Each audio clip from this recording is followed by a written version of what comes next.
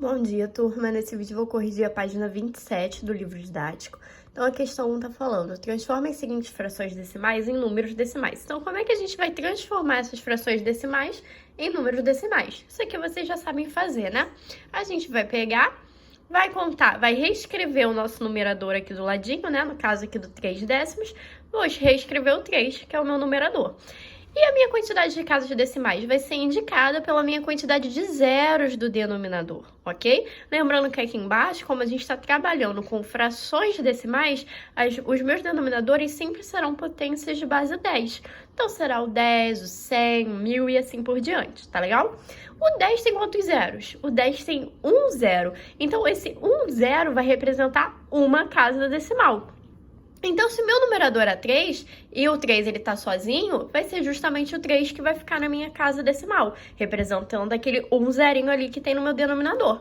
Só que eu não posso botar a vírgula aqui e ela ficar sozinha, eu não posso botar vírgula 3. Então, eu acrescento um zero aqui na frente, fica 0,3, ok?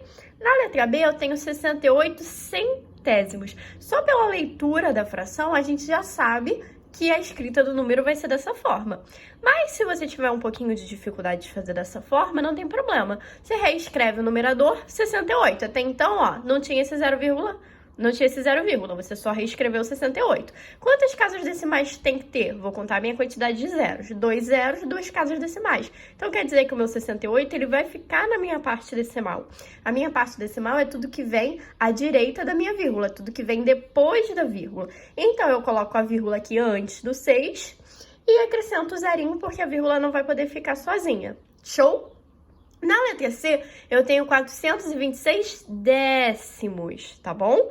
Então, se eu tenho um zero na minha casa decimal, no meu denominador, quer dizer que eu vou ter uma casa decimal. Então, eu reescrevo meu numerador, que é o 426, e eu sei que eu vou precisar ter uma casa decimal. Então, eu vou ter... Quem vai ser a minha casa decimal? Vai ser o meu último número, vai ser o 6. Porque quando a gente pensa em divisão por 10, 100, 1000, e lembre-se, a fração ela é uma divisão, a gente vai pensar sempre em andar com a vírgula. Quando o número não tem vírgula, eu já expliquei pra vocês. É como se a vírgula estivesse escondida aqui, ó, atrás do meu último número, no caso ali da minha unidade, do número 6. Se eu vou andar com a vírgula, eu vou andar com a vírgula a quantidade de zeros que tem nessa potência de base 10. Como eu tô dividindo por 10, só tem um zero. Então, esse um zero representa que eu vou andar uma vez com a minha vírgula. Então, ela vai sair daqui de trás do 6 e vai ficar aqui, ó, entre o 2 e o 6. Então, são duas formas de você resolver isso aí. Ou você pensa lá em andar com a vírgula, ou você simplesmente se lembra que você tem que ter uma casa decimal porque tem um zero no seu denominador, ok?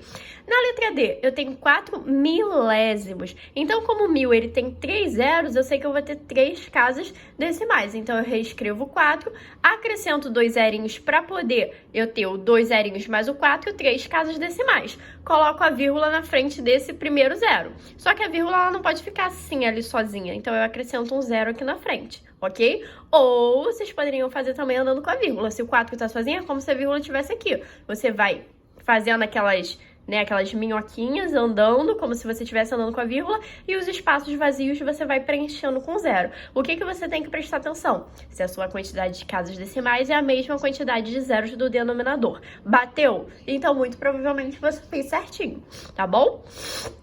Questão número 2. Deixa eu descer aqui a página. Transforma os seguintes números decimais em frações decimais. Então, aqui a gente vai fazer o contrário. Como é que a gente transforma número decimal em fração decimal? A gente vai reescrever um número sem a vírgula e ele vai ficar no nosso numerador. Então, aqui no caso, era 0,00043. Só que quando a gente tirar essa vírgula aqui, eu vou ficar com um monte de zero à esquerda que não vai mudar o meu valor. Então, eu não preciso escrever esse monte de zero. Eu posso simplesmente escrever o 43. Por isso que eu fiquei com 43 ali, tá bom? Lembra que a gente sempre fala que o zero à esquerda, ele é inútil, ele não tem valor? É por isso, ó. Esses zeros aqui, quando eu tirar a vírgula, tá? Com a vírgula, eles têm valor. Mas se eu tirar a vírgula, eles perdem o valor, porque vai continuar sendo 43. Então, eu não preciso reescrever.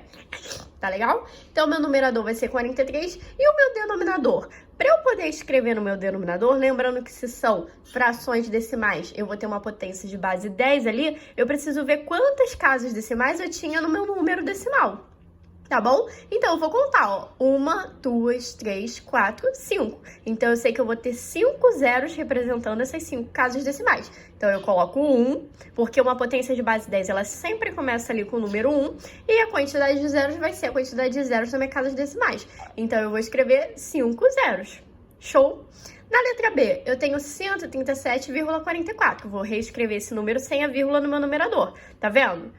Reescrevi o mesmo número, só que eu tirei essa vírgula, eu sumo com a vírgula. E aí, a minha quantidade de zeros aqui no meu denominador vai depender da minha quantidade de casas decimais. Eu tenho 2 casas decimais, então eu vou colocar o 1 e 2 zeros. Letra C, eu tenho 0,5039. Vou reescrever sem a vírgula. Então, esse zero aqui à esquerda, ele vai ser inútil. Então, eu escrevo só 5.039. Meu denominador é o 1, acompanhado da quantidade de zeros, que representa a minha quantidade de casas decimais. Eu tenho 4 casas decimais, então eu vou precisar ter 4 zeros no meu denominador. E a letra D? 4,0004. Esses zeros aqui eu não vou poder sumir. Por quê? Porque eu tenho esse 4 lá na frente.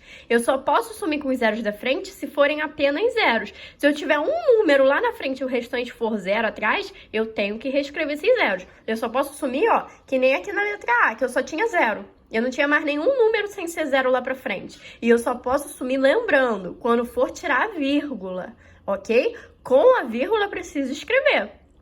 Aí, ó, esses zeros aqui eu não vou poder sumir então, porque eu tenho esse 4 aqui. Então, eu vou reescrever o número sem a vírgula. Quantidade de zeros aqui é a mesma coisa, a quantidade de casas decimais que eu tenho. Número 3. Homerzinda faz uma mistura de cereais para o café da manhã. Ela prepara uma tigela de cada vez, colocando os seguintes ingredientes nas respectivas quantidades. Então, ela coloca 2 quilos de aveia, 1/4 de flocos de milho, 0,25 de fibra de trigo e 0,1 de coco ralado. Na letra A está perguntando qual produto aparece em maior quantidade.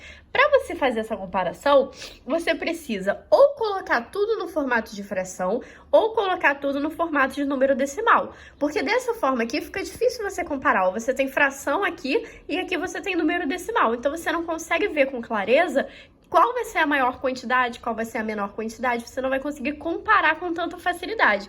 Aqui nesse exemplo, ele achou melhor transformar essas frações aqui em números decimais, por isso tem o 0,4 e o 0,25. Você poderia também, sendo da sua vontade, transformar esses aqui em fração. Mas, de fato, fica mais fácil observar quem é maior, quem é menor no formato de número decimal. Fica mais claro, como geralmente a gente faz, tá? Então, como que ele fez isso? Ele pegou o 2 e dividiu por 5, achou 0,4. Pegou 1 dividido por 4 e achou 0,25. Aí, ele já pode comparar. Qual produto aparece em maior quantidade? Alguns de vocês, muito provavelmente, responderam flocos de milho e fibra. Por quê? Porque vocês viram que esses aqui têm 2 casas decimais, enquanto esse e esse só tem uma. Só que para a gente poder comparar números decimais, a gente precisa igualar a quantidade de casas decimais para a gente poder enxergar isso com maior facilidade. Porque aqui, na verdade, não é 0,4. Aqui, na verdade, é 0,40. Porque para eu poder igualar essa quantidade aqui com essa, esse aqui não tem 2 casas decimais, então eu vou precisar acrescentar um zero aqui. A gente sempre acrescenta zero quando a gente precisa igualar as casas decimais. Se eu colocar um zero aqui, isso daqui passa a ser 0,40, porque na verdade isso daqui é 4 décimos. Tá ok? Então, olha só, aqui vai ficar 0,40, aqui é 0,25. Vocês sabem que o 40 é maior que 25. Só que se vocês comparam sem igualar as casas decimais, vocês iam falar: ah, professora, é óbvio que é essa, porque 25 é maior que 4. Só que, como eu falei, isso aqui não é 4, isso aqui é 40. Tá legal? Então, o que aparece em maior quantidade é a aveia. Qual produto que aparece em menor quantidade? Aí é fácil, é o coco ralado. Mesmo que você coloque um zero aqui, vai ficar valendo de 10. 25 e 40 é maior que 10. Agora deixa eu descer aqui. Quais das frações irredutíveis representam, respectivamente, a quantidade de fibra de trigo e de coco ralado? Então, a gente precisava transformar aqui, ó, esses números decimais em fração Show? Como que a gente faz essa transformação? É simples. Primeiro passo, a gente transforma em uma fração decimal, que fica mais fácil, né? Já que a gente está trabalhando com números decimais. Vocês sabem, é só reescrever o número sem a vírgula e a quantidade de zeros no denominador vai ser a quantidade de casas decimais. Então, ficou com 25 centésimos, mas ele pede para escrever na forma irredutível. Então, você precisava simplificar essa fração até que não desse mais para simplificar. Então, ele dividiu por 25 aqui em cima, deu 1. 25 aqui embaixo deu 4, ficou 1/4. E o coco ralado? O coco ralado já vai ser 1/10 mesmo, não dá mais para simplificar.